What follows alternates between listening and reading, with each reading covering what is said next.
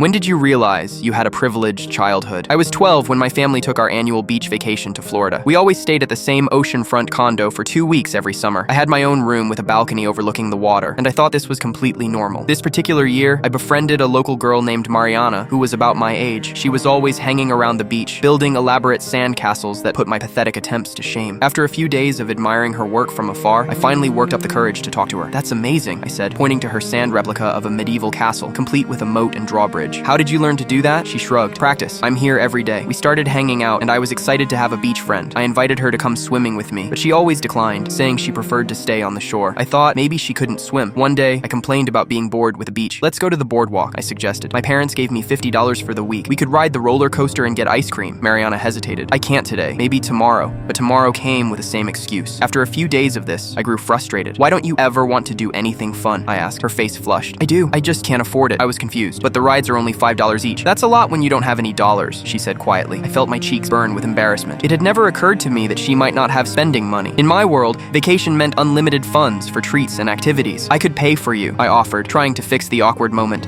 She shook her head. "My mom wouldn't like that." The next day, I brought 2 popsicles to the beach and casually offered her one, which she accepted. As we sat eating them, I asked where she lived. "Just over there," she said, pointing to a cluster of small houses behind the beach parking lot. They were the kind of places I'd never noticed before, weathered by salt air, with tiny yards and peeling paint. "You live here year-round?" I asked, amazed. In my mind, beach towns existed solely for summer vacations. "Of course," she laughed. "Where else would I live?"